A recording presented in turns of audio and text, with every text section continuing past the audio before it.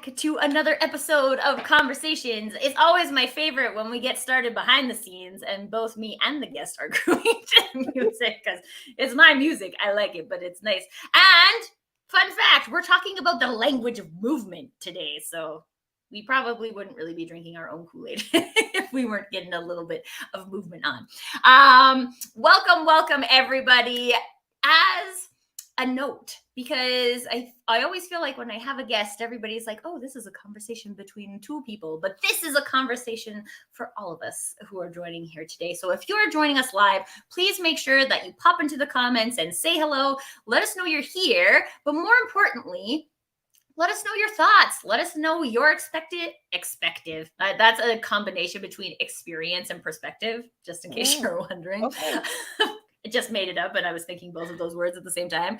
Let us know your experience. Let us know your perspective, your insight, your thoughts, your questions, because this conversation is for all of us. And the more people who get into the conversation, the more we all get to learn about the language of movement. And I'm so excited to have Irene here with me today for this conversation, because when we first connected, we were talking about movement and the language of movement. Hint, which is why this session is called what it is. But at the end of it probably was the middle of the conversation, somewhere in the conversation, something that became really obvious to me is that throughout our lives, our language of movement versus our language of language is deprioritized instead of prioritized. When we're kids, we get in trouble for throwing a tantrum, which is part of the language of movement. And the longer we spend in the corporate work environment, we just become chair sitters. And there's just not really enough language of movement in the conversation. Hence why we are here to have this conversation today with all of you lovely people, to just get it back into the conversation.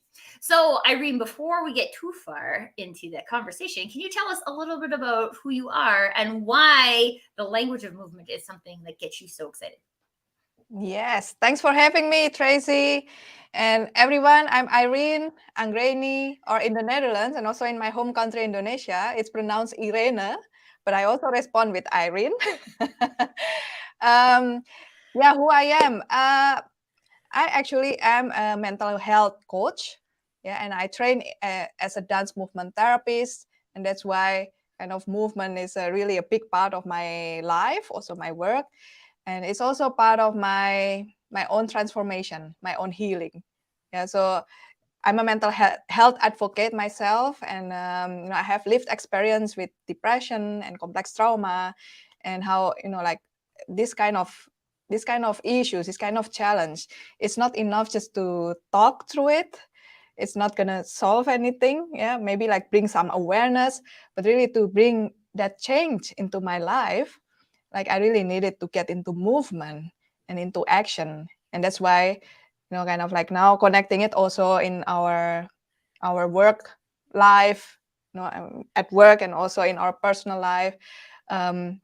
I think we owe it to ourselves, to really nurture, that this non-verbal capacity of movement does not get lost. Because we are I think now by the time we are adults, we can talk so much in maybe in more than one languages, but the language of movement also needs to be kept alive.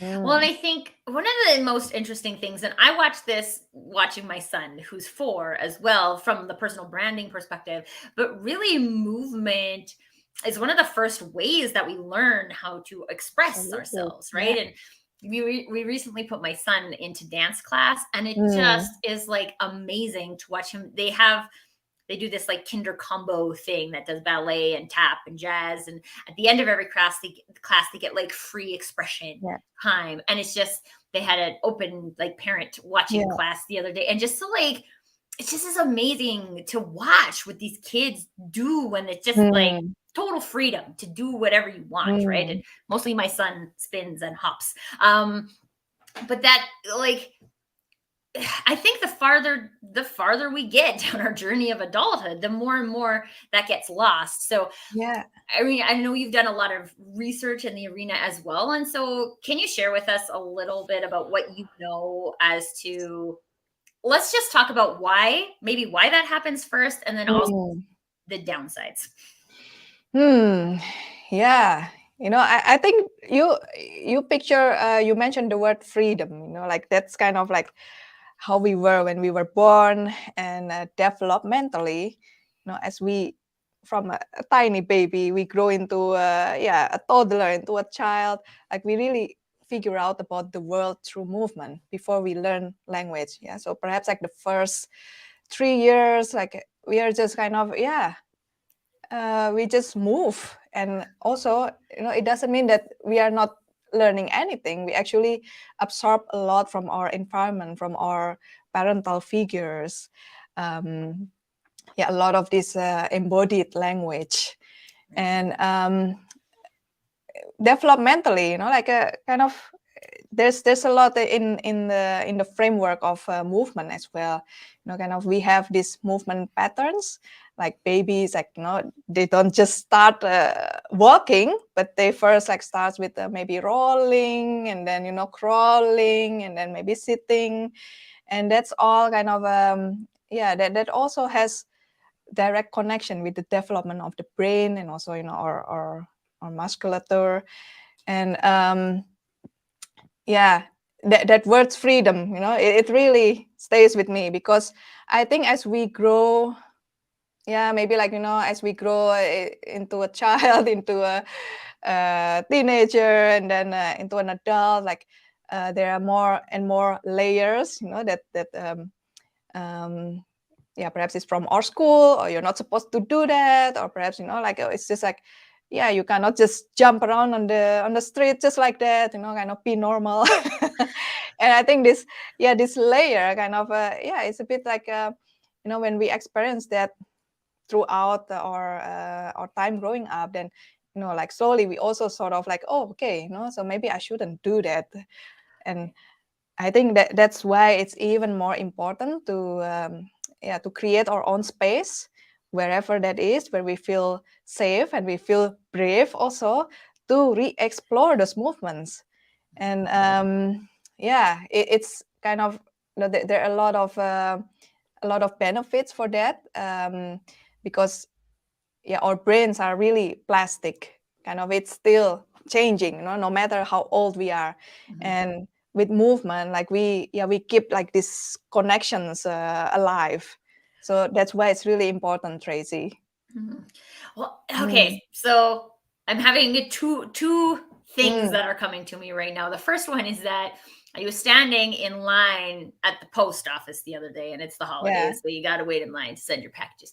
And then you got the Christmas music playing in the store, right? And I am terrible at standing still when music is on. I gotta tap a toe or sway or something, right? And it feels like really rigid if I can't do that, if I can't express that way. And so I've gotten to the point where, like, I don't care if anybody else in this line cares that I'm dancing. I am here and I'm waiting. I might as well have some fun while I'm waiting. So I started dancing. The lady behind me started singing. And I was like, we are now turning the post office into our own musical theater studio. And I kind of love it. But it was just like, it was really interesting because it really speaks to those like places, right? Like, where is this appropriate? Where should you or where shouldn't you? Like, if you're in dance class, it's okay to express through dance. But if you're in the post office, then it's not. And you're like, but who says? Right? And I think a lot of times when we challenge that status quo, it's fine, right? Like, we put a lot of these limitations on ourselves. But this is now what it's making me lead me into my second point, is that my husband and I have been having this conversation about sitting at the dinner table to eat dinner, right? And it's a very, I don't know worldwide, but in North America, very standard expectation is that you sit at the table and you sit at the table until you're finished eating, and that's it. And it just is so hard for my son to do that, right? And I watch him struggle with it every single day. And we don't always eat breakfast. We don't always eat lunch at the table, right? Sometimes we do, sometimes we don't. Sometimes we're eating on the go, things like that. But at dinner, we try to always like sit and have family dinner. And it's so hard for him. And it makes me think, like, like this is where we start. This is where we start these kinds of limiting things, right? Like, Yeah. yes, you can dance, but not during dinner, right? And like, Mm. to be fair, I like, if you're eating a carrot, then maybe Yeah. just like chew it and then dance, because I don't want you to choke on it. Now Yeah. that's a safety Yeah. issue. Yeah. But like, these are like the places where we start Mhm. to incorporate some of those things. So like, based on what you know, Irene, in that scenario for a 4-year-old, like, what does that start to tell Mm. us about movement? And then how do we start to build, like, I can see this, my mind is theoretically projecting this to Mm. like, well, this is why it makes sense for us to just sit and work, right? Because we just sit and Mhm. eat. So then we just sit and work, and then we just sit and watch TV, and then we just Yeah. sit. Yeah. Yeah. Yeah. Yeah. Yeah. Sitting, yeah, sedentary lifestyle. But I think like I think maybe I feel it too. As a child, like yeah, there are kind of course, like there are certain rules, perhaps like what's accepted at the dinner table. But I got a feeling, like that it's not also when we share this with the child, like not to make it like oh, it's really bad, it's really serious if you're moving like that, but kind of to acknowledge, oh yeah, I see that you still like to move around, like how can we make that this excess energy, how can we channel it, and then like yeah, see what you need, can I help you, and then all right, then we can eat our dinner afterwards, and kind of not to yeah not to kind of overgeneralize, hey, it's really bad, like movement, like too much movement, you're just too hyperactive, because for some people, I think they also have yeah, like there are different styles of people with a kinesthetic learning, or like you have to move around, you have to fidget a lot to figure out stuff, and that's also okay. Yeah, I think it speaks also about the diversity of the movement preferences among people. Some people are perhaps like by nature they are okay, I'm just quiet still, but some people like to fidget a lot, and Yeah. Well, I think this is really interesting because, well, first of all, mm, Jessica is sharing that you are the person at the grocery mm, store singing, and we should go shopping together, even though we don't live anywhere close to each other. None of us do, but that's okay. We'll find a way to go shopping together. Um, but I think this is really interesting in the conversation too about neurodiversity, right? yeah, Because like, I myself am a fidgeter, and it's so funny because I used to, my outlet for fidgeting was to pick my nails, right? And like, ah, because that was like a very like yeah, acceptable way to mm, fidget, but also a very punished way of fidgeting. And it took me a really long time to get mm, over the fact that like I mm, am this. This is part of me, right? And it's nothing to be ashamed of. But it's actually because like now I have a fidget, and if I mm, can just fidget, it much easier, much yeah, easier yeah, for me yeah, to focus. And I think that is the important, like an important piece of this conversation, because when we take out like a language, the language, that's why we called this topic this, you guys, the mm, language of movement. It is a language, right? And when we say we're going to take away the language of movement and or punish someone for using the language of movement instead of using the societally dictated language, which is speaking, this mm, is like not helpful mm. for a lot of people, right? Yeah, and I think that there's also with regard to communication, and we are doing that all the time as humans. um, yeah, there is like a big part of it is actually the non-verbal part. It's not what you say literally, but really how you say it, and also the intonation of your, of how you say it, and also your body language, your face expression, and that's something we as humans naturally picks up on. Um, yeah, but that's kind of really the, when we talk about diversity, there's also really diversity of movement. Like when we talk about this, okay, this subtle movement, that's perhaps like, yeah, kind of really on the micro level. But then like we also have like a, yeah, kind of movement we do, like when when we are expressing joy, for instance, or when we are doing sports, or when we have to, I don't know, move a big heavy cupboards, like that's also a language. And I just want to mention this before I forget, because naturally we are moving the whole time, yeah, kind of most of the time we are probably not aware of it, but like when we start to to look more deeply, there's kind of, all right, there's a lot more to unpack actually in how we move, in kind of the tempo or the rhythm we move. And also yeah, I was talking about the how big the movement is. So there's so much there to kind of to reflect on, and also to connect with, okay, what does it mean to me, to move in that way. Yeah. Well, I really love this phrase, diversity of movement, because for one, everybody likes to talk about diversity, but I don't think we really go a little bit deeper to understand like what it looks like to create space for diversity of movement. And to me, this really speaks to where like movement and personal branding align as well, because like our individual movement or our own desire for movement seems really tied to like our own emotions, our own how we show up, right? Like how we show up as a mom or as a Yeah. whatever part of identity that we have, right? Like how we show up like that. And again, like for me, when that is restricted, then it feels like your personal brand now is being restricted, right? And so like in your experience with some of the people that you've coached, what are some of the ways that people have started to find little ways to incorporate a more, let's call it expressive movement, because just not movement for movement's sake, right? Because I know a lot of people be like, we still get that general narrative too, like you need to just work out and be fit, so go movement for a run, Yeah. right?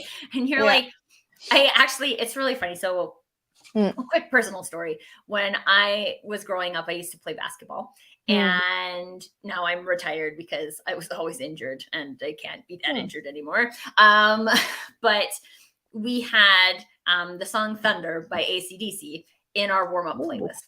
And now when I hear that song, I just want to run.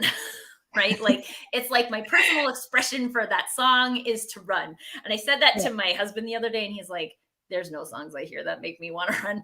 Like, that's fine, right? Like that's not the point. But it's really interesting to look at those types of things and see like, yeah, this is expression for me, but it's not expression for you. So anyway, back to my question of like, how are some of the ways that we can like start integrating a little bit more of that personal expression movement into our day? Yeah, that's a really good question, actually. I think, like the first step is, I would say, this is also from my personal journey. When I was struggling with my mental health, I was depressed, for a long time. And what I noticed when I started working with my body is that I have really such an armoring, kind of like I'm quite stiff, and I don't dare to move so freely. Like I feel so constricted. And what worked, and also this is like what I encourage my clients, is really to start already being aware of the whatever movement it is you do day to day. Maybe it's just okay, from sitting down to standing up, or from walking, you are doing movement, or when you're cooking, when you're eating, those are all kind of like nothing special, it seems, but those are already this movement we are familiar with. But then also to kind of to start adding some spices perhaps, and that's really what I do with the with my coaching, because we need actually this diversity of movement, the variation of it, to kind of to operate in this world, because we cannot be just one way. So like in my training also, when I was learning to become a dance movement therapist, and that's what I use in my coaching. So I learned how to analyze movement. So there are, for instance, like different qualities of movement, and like if we take the example again, like pushing a big heavy cupboard, like we really need a lot of force and strength. But it's different, for instance, like if you're petting your cat, or I don't know, petting your son. And I mean, it's a My kind son of a does have different. really soft hair, so yep. Exactly, yeah. And those kind of being able to to be aware, like when am I using this certain quality, kind of pushing, forceful, powerful, and when am I doing soft. And so that's kind of the space in my coaching that I create is really about that, kind of um, to encourage people. So I analyze, like I see, okay, how their posture is, how they move about, and kind of to start from there, like, all right, like to test them a bit also. Can I invite you to try, maybe like, I don't know, move bigger, or maybe like move not only with your hands but really with your belly or with your hips, and kind of then it's more integrated. And there's like a whole framework of this, movement analysis. I don't want to bore you, but if anyone wants to know, and they can come to me, I can tell you what it's all about. Yeah, I think this is Mm, awesome because it speaks again to me of the diversity of mm, movement, right? It's yeah. it's interesting for me because I started off when I was very young dancing, and then I had to, Mm, like, dancing ballet, and then I had to go out of ballet because I yeah. had ligament problems in my knees. And so I started playing sports instead, and I played fastball and basketball and Mm, volleyball, and I ran track, and it's like all the things. yeah. But it was funny because I was always a multi-sport athlete. I never, Yeah.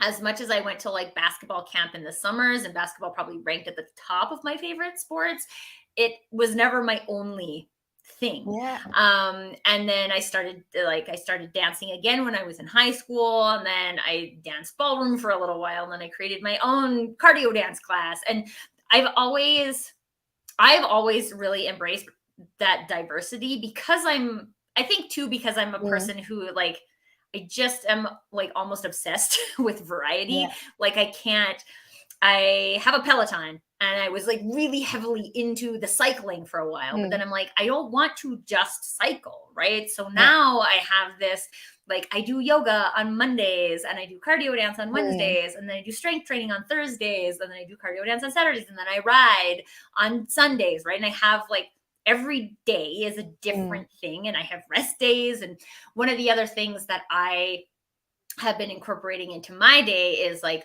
what I call creativity time. And it's mhm. very free to what feels creative today. Sometimes it's painting, sometimes Yeah. it's dancing. Yeah.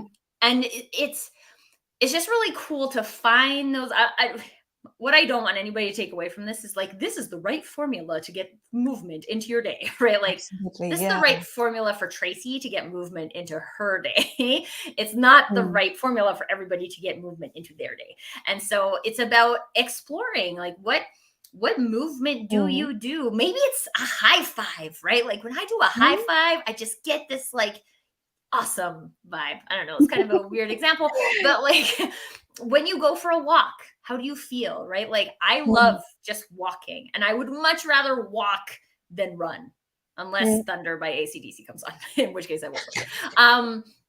But that's the thing. I would rather, like, maybe Jessica is in this category too, but like, if I'm in the grocery store and I have like tappy shoes on, I will tap dance down the aisle. And I'm not like the world's greatest tap dancer, right? So it's not like I'm a showstopper, but it's because it's fun for me. It feels good.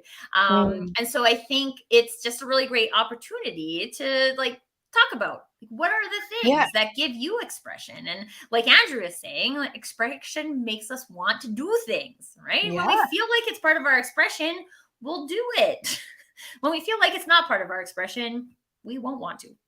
Absolutely. Hell yeah. Yeah. Because like, when we are in touch with our self-expression, then we show up also more authentically as a person.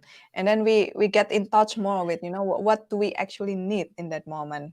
Mhm. And bravo, Tracy, like, kind of like you're really incorporating different qualities of movement through, doing these different sports. And what you mentioned also about, as long as it's fun, I think that's an important criteria, because that's really true. We all start from different place, and perhaps we need different style of movement, or different influences of movement in our life. And there's no recipe, there's no basic recipe. I think like we all need to figure it out ourselves. Okay, what makes it fun, and also what makes it, just one thing is like, okay, what makes it enough variation, just like our diets. We cannot just eat just rice every day, or just broccoli every day, but kind of to have a bit more flavor, because then that's also keep our brain stimulated, keeps our brain like optimum. And that's also how we navigate life, kind of through movement. And we are more empowered when we have like more vocabulary, more language to express ourselves. Yeah. Okay, so I think this is really, like, we're talking so much about expression, right? And I feel like when I have the opportunity to express myself in a healthy way, right? Like, I'm teaching my son that punching somebody isn't the healthy expression of anger, right? We all have to learn it. But that this really, the ability for us to find ways and find time for this type of expression is really something that leads to a different level of quality of life. And so I'd love to just talk a little bit about that, because at the end of the day, why this show exists is for us to have conversations that can create space for new ideas in the work environment. And we have a very sedentary work environment right now, but I want to talk about the quality of life piece, because like, talk about quiet quitting and the great resignation and all of these things. There's no way that there's not a quality of life perspective happening here, right? So in your experience, Irene, what are some of the ways that you've seen this type of expression contribute to quality of life in different ways? Like, maybe that's like mental wellness, physical wellness, emotional wellness, resilience, right? Like, I could probably just keep listing words for forever. All of those, Tracy, kind of like our overall health, our well-being, mental, emotional well-being, and also our resilience. I think there's a direct correlation there with, how we move, how we show up in our body, how we carry ourselves in the world out there. And I want to acknowledge, like, it is, I think we are in this danger, which is called the sedentary lifestyle, like a lot of sitting. And practical things is really kind of to find out, what's within your possibility, maybe in your office or in your home office, to create maybe more opportunity to stand up. Like now I'm actually just, kind of making my own makeshift standing desk. I just staple something up so I can stand up while doing this conversation with but it is also kind of there is, there's something that's called the sitting disease. That's really like when we are sitting too much or being so much inactive, that affects also a lot of things, with our kind of there could be some chronic disease if we are doing that, over a long period of time, including also our mental health can deteriorate when we do that too long. And to remember really, like, kind of to bring regular movement, like that we don't sit too long, like for more than half hour, kind of like, I think the recommended is really to break the sitting every half hour. So Well, that's a practical thing. Yeah. And I think I want to tie in what Jessica's saying here, because she's saying for her, it's all about the music make move. I can't read, apparently. Music makes movement feel natural for me. Much harder to move without Yeah. music. Mhm. I did it. You guys had read it. Mm. And for me, it's very similar, right? Like, and Mm. it's funny. I don't know who else is watching who uses Spotify, but I do. And then Spotify tells you, like, what are your top songs of the year? What type of music do you like? And all these things. And like, apparently, the Encanto soundtrack is the thing I play the most often.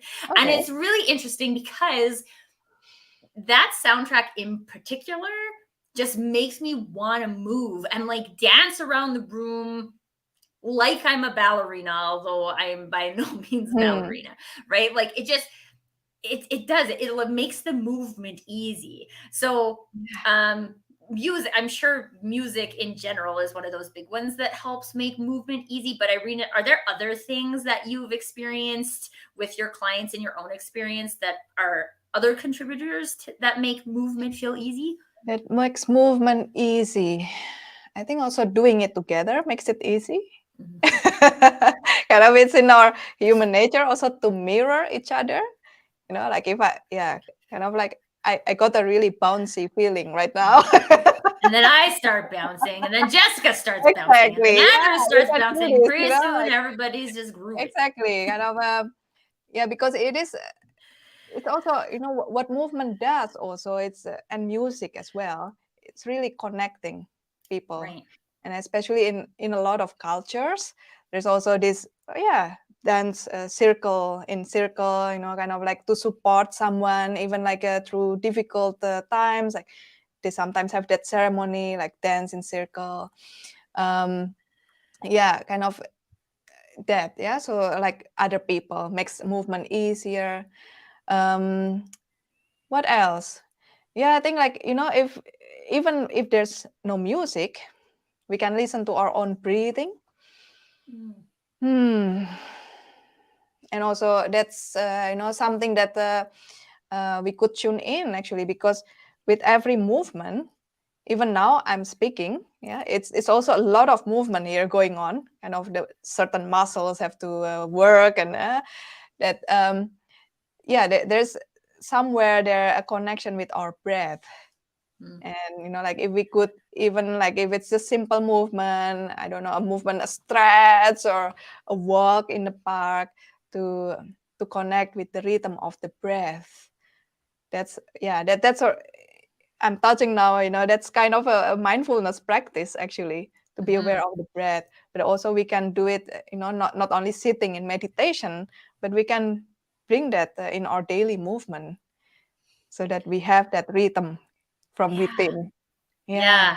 I think that it is really fun to think about that connection, right? Because what this is making me think is that my son, he doesn't want to get dressed, right? So I try to make it fun. So I turn lots of things into songs, right? So like now we have a song that goes like put your pants on, and because we have that, we can like dance to it now. Yeah. And Okay. there's the opportunity to express ourselves in a silly made up song. And so I do think, again, like it's really cool just to start exploring the ways for you that allow you access to that space, right? Okay, so now I want to transition this into the workplace, because I feel like a lot of us maybe feel handcuffed into what type of movement is available in the workplace, especially when sitting at your desk for 8 hours a day, including eating lunch at your desk by yourself, is celebrated. And there are, unfortunately, still a lot of organizations that celebrate those types of things. Okay. So, specifically in the work environment, Irene, what are some of the ways that you've seen people kind of integrate more movement into a work day? Let's talk about working in an office first, and then we'll talk about working from home, because that poses a whole bunch of different challenges. Yeah. I think it really starts with the awareness, Tracy, with the education that sitting is dangerous, actually. I don't know if you know this, the Dilbert comics. Yep. Yeah, okay. There's actually one about sitting. I can share with you later. But yeah, just to get you the stats, it's actually yeah, the fourth, what is it called? The fourth biggest factor for early deaths. Yeah, kind of. Yeah, now I'm bringing a very sober theme, Yeah. but it is really you know, if we do just a bit of research about sitting disease, you know, if you Google it, like I'm sure you will get a lot of you know, explanation why that is um, yeah, dangerous, like for the, you know, long-term health, but also just, you know, just short-term health is also impacted, you know, when we're sitting that long. And with this, you know, kind of, now that I'm also aware of this, like I really create for myself, like, okay, what are within my possibility now, you know, to break my sitting bouts, to make it, you know, like I don't know, maybe set a reminder or yeah, a timer like every half hour, and you know, just in general, like do more movement. Like if there's an elevator, no, I'd rather take the stairs, or you know, I can get the, you know, the coffee all the way in the kitchen. I don't ask someone to bring it to me, or ask Andrew your is sharing he always goes to the far exactly, bathroom. that's the spirit, Andrew. Yeah, if you go by car to your workplace, like try to park it as far away from the building and get some movement. And I think what's also trendy is you know, like these walking meetings. I don't know if that's a thing in North America, but you know, it's something that can be done really easily, you know, especially if you're meeting one on one. Okay, hey, how about, you know, we take a walk and you know, we discuss our project. um, and yeah, basically like inserting all these mini moments, all those actions counts towards Mhm. our long-term health. Yeah, absolutely. Mm. When I was in corporate, one of the things that my team did was we had like a daily team Mm. huddle, which was supposed to be like 5 minutes long. But it was never 5 minutes long because people had more things to talk about. And what we would do in the summertime anyway, because I'm in Canada, and in the winter, like it was minus 29 the other day and the air hurt your face. Right. So Mm. it's much harder to do outdoor movement in weather like that. But in the summer, for sure, we would do walking Yeah. meetings because you don't need, like, I'm not making a presentation or anything right now. We're Mm. just like talking. Um, and it was way more productive than the ones that we Yeah. did just like standing in a Oh, circle. yeah. Yeah, and Yeah. it just was really interesting because you got the fresh air, you've got the movement, and Mm. you've got like a different level of camaraderie when you are moving together, right? And so it's it's interesting to like find those examples in your own experience when you're like, oh yeah, Mm. that was super productive. I had Yeah. a I did a really fun challenge with a coworker one day that was like, okay, every time we're walking, because we worked in a really small office, right? So even to Mm. walk across the office like 20 steps, right? You don't Mm. have to walk very far. And so we were like, okay, every time we're walking, we're just gonna lunge.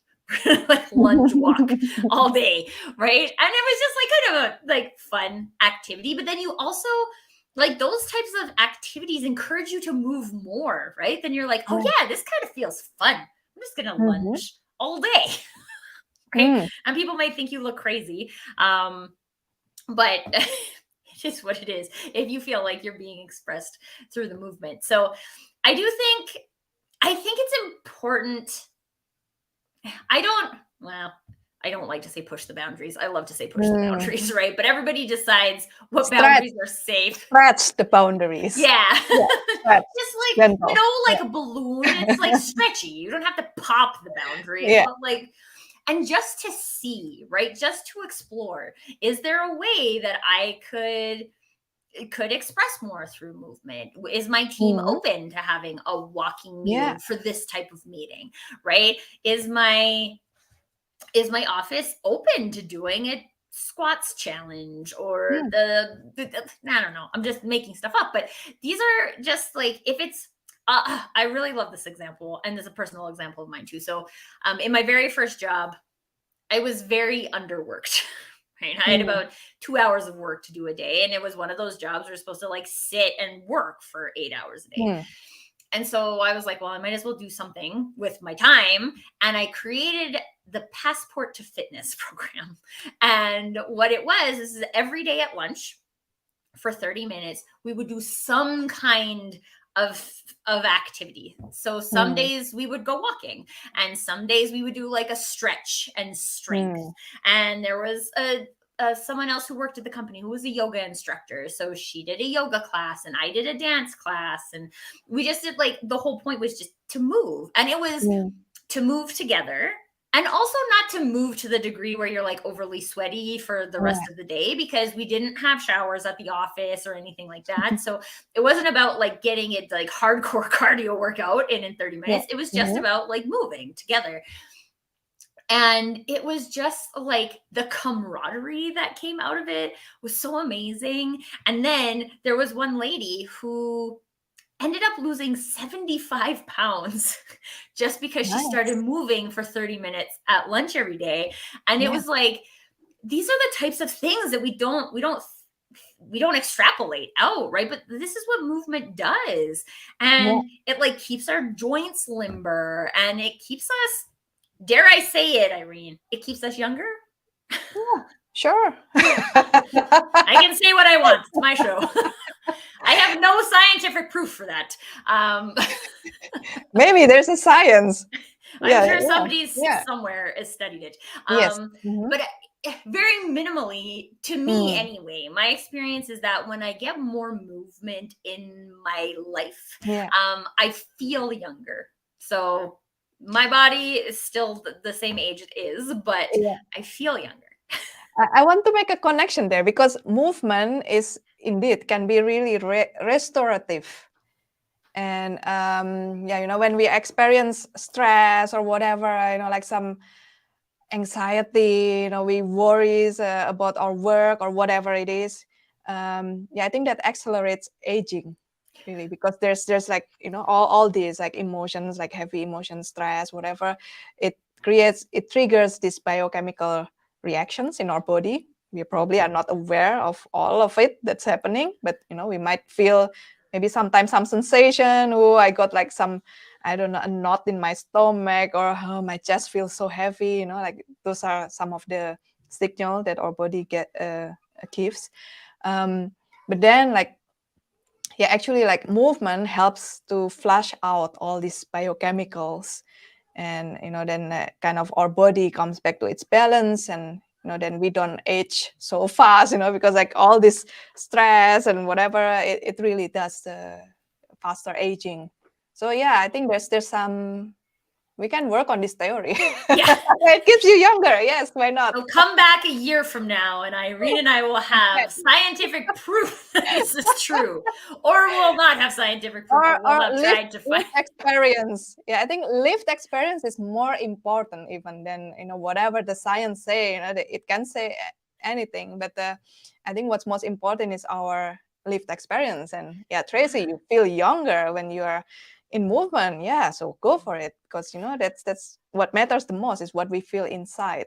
It's true. And I'm thinking about, I'm very lucky I still have 3 of my grandparents, and like my oldest grandmother will be 92 in March. And she, like, curling is one of the most, it's a big thing in Canada. And she curled all the way up until she was like 88, I think. And she always was doing that movement. And my other grandparents have like very sedentary, here's my recliner, let's watch TV. And like, to be fair, you're retired, right? So like, to some degree, you want to enjoy life, right? But it's very drastic in their like how they show up now, right? Like my grandma, who's 91, is like, my cousin got married this summer and she was dancing at the dance, right? And like my other grandfather, who is 88, now can't walk anymore, and has to use a wheelchair. And that's mostly just because his muscles forgot how to do the job of walking. And I can see the difference in the quality of life in the two different scenarios. And I think like that in itself, for me anyway, as is a catalyst for the benefits of Yeah. movement. Okay, so we talked a little bit about like the Mm. corporate work environment. Now I also want to talk about the remote work environment, because in our remote work environments we mostly have TVs. And a lot of people will just like go from work and not even commute anymore and just sit and watch TV. Now, there's a whole bunch of other contributing factors and work and how you feel at work and your experience and all those things, which specifically we're not here to talk about today, although they have been talked about on many other of the conversation shows. But what are some of the things that can kind of kick us into gear, Irene, when we're getting just like, dare I say it, lazy at home? Let's call it what it is, people. Let's call it what it is. I've been there also, I felt like, yeah, okay, like it's just like so easy, everything's so reachable. And then I started to realize how it's impacting me quite negatively, like I cannot really switch off. And, each time I see my or my work environment, I get a bit of anxious feeling. And then I started to create actually some ritual, and of course ritual involving movement. And I'm glad, like I have here some space that I could designate as this is my office, my home office. And then like if I want to switch off from work, I actually have to walk and go up the stairs, and that's the living room. And then it's already kind of like this passage. Like it's not that big. I don't have a castle, but it's just like a few meters, but with full awareness. Hey, I'm leaving work behind, and now I'm entering this relaxing zone. And to have that that switch, more conscious. And of course, like we also need to bring ourselves through movement, walking perhaps, but we can also dance, dance, like just dance along, chasse down exactly, the room. chasse or whatever, to make that transition more conscious. Yeah, I think that's a really great point, because I think that was the biggest thing I experienced when I started working from home full time, was that I didn't have a split zone anymore, right? Like I used to have to commute in traffic, and that not my preferred way of movement is sitting in a car moving somewhere, but it at least gave me that space to create the separation. And then it was really hard to have that space. And it's been really interesting, because one of the things personally for me that I struggled with for a long time was a space for a thing. Right. And so my husband and I shared an office, and I taught cardio dance in my living room, and everything was like a joint usage space. And now, like we've moved into a new house, we each have our own dedicated offices. So like even for us to like meet for lunch, we have to like meet for lunch. We have to do that. And I have a studio. Well, a studio. I have a floor and a curtain on the wall in my unfinished basement. That is my space for teaching cardio dance. And then we have like the Peloton, and we have a workout space. And it's not that any of these spaces are particularly large. It's just that there is a space for them. And so for me, it's like I'm going to work to teach cardio dance, because I have to go to the studio, which now all of us call the studio, even though legitimately it's just a floor in the middle of a big open space. But it's like, that's my space. And so I think that's something that's also been helpful for me, is to have that movement between the spaces, the conversion time, shall we say. And I think to add this about this ritual also, I used to, when I started, just working from home, sometimes I don't care about, kind of, I can still wear my pajama, but kind of, then I realized really part of having that ritual, kind of, all right, I'm going to work, even if it's just a few meters away, to really, kind of make my ritual like, okay, I'm going to work now, and I dress up and like brush my teeth, and okay, now I go to my office. my home office, and I think that that's also kind of help to set the mind, like, okay, like now I'm at work, and then Well, and when I think not. it's a great example too, because even the action of like going to brush your teeth is like this is movement, right? Like there's Yeah, movement that exists in yes, that activity. You got to brush your teeth, exactly. right?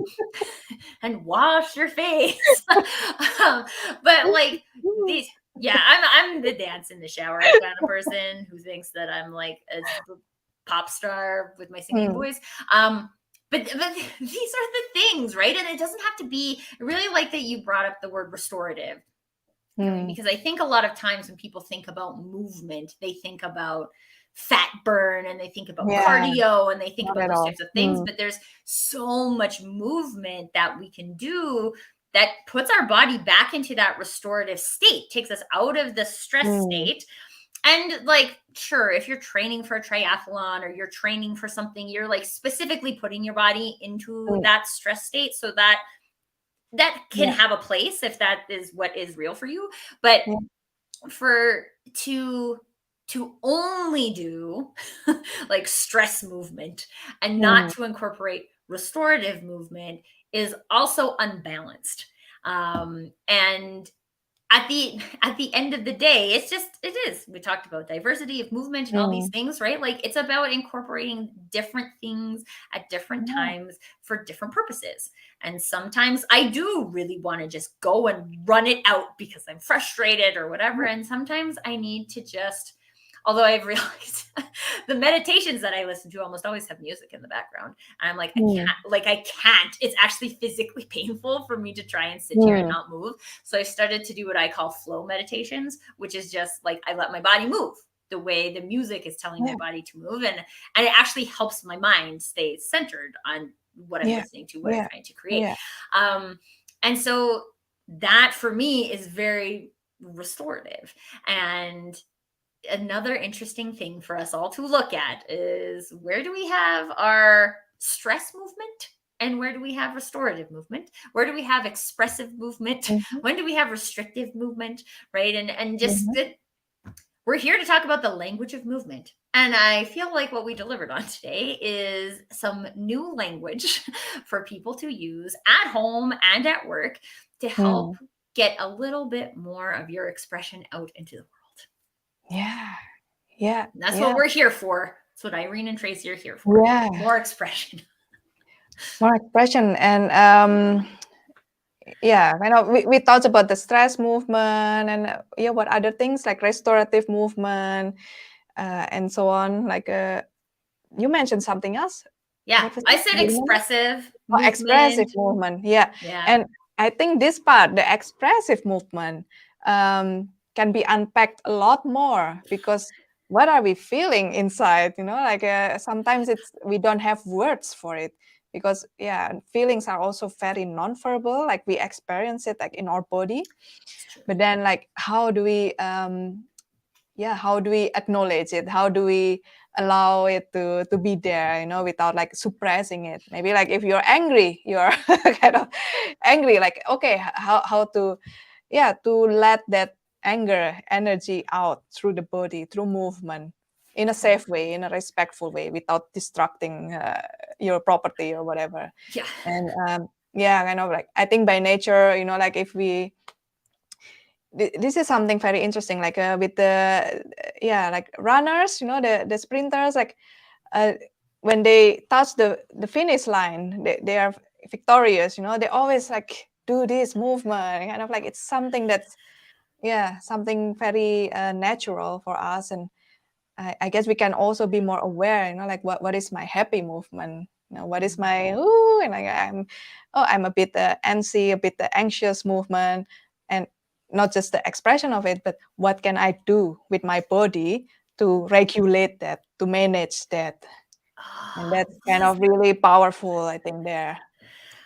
Now, I wish we had another hour to talk about that one, because I feel like okay, can I just celebrate conversations for a minute? Because every conversation that I've had with Irene gives me a new insight into what movement means, what movement means for me. And this is the whole point about being in conversation. So I really want to celebrate everybody who is here today, being in the conversation. Andrew and Jessica and Rachel, thank you so much for sharing all your perspectives and as well, because I think this point about acknowledgement is so important, right? We have a societal practice of hiding emotions and pretending that emotions don't exist. And what if? I love a good what if. So we're going to end with this what if for today, everybody, is that what if we could use our movement to acknowledge our emotions in a safe way? Right? How could each of us, I'm going to take this away and see how I can acknowledge my emotion, like a greater variety of my emotions, acknowledge them through movement. I'm just really excited to go on this discovery journey now for myself. That's really wonderful. What if? Really so wonderful. Also, anybody else who's in the chat or listening to the replay who goes on that journey to explore their what if, Irene and Tracy would love to hear your answers and hear what you discover. So connect with us. Irene, with that in mind, where is the best place if people want to learn more about the language of movement and they want to learn more about you and get in the conversation? Where's the best place to find you? Best place to start is to find me on LinkedIn. Send me an invitation to connect. Say hi. And I also got a website. Because I work also with a lot of leaders who are, not per se like they want to search for movement, but they want to find creative ways, to support their healing journey, like in their mental health, or they struggle with some heavy emotions, and that's my website. It's leadersthroughdepression.com. So if that speaks to you, or someone who might need that support, welcome to check me out there. But just connect with me on LinkedIn, and I'm happy to have a chat and refer you to which best place I could support you. Yeah, that's so awesome. And if you are on LinkedIn watching this live, then Irene's link is right on it. So you can just click on her name and it'll take you right to the profile. You don't even have to remember how to spell her last name. Awesome. Yeah, it's difficult, It's just lots of multiple letters, and then people use the wrong multiple letter, and then can't find people. I also just want to share, Rachel shared this comment quite earlier, and we have to poke our heads over it because it's so long. But she's talking about the metaphors and adding spice and like enjoying the process, right? There's so many things to enjoy in the exploration, and when we are exploring through movement, there's equal amount of things to enjoy. So with that, I hope all of you enjoy your continual development of your own personal language of movement, because there's not only one language of movement, you have a personal one. And that you stay in the conversation. If this is something that you are passionate about exploring for yourself, or passionate about in general, stay in the conversation. Connect with Irene, connect with myself.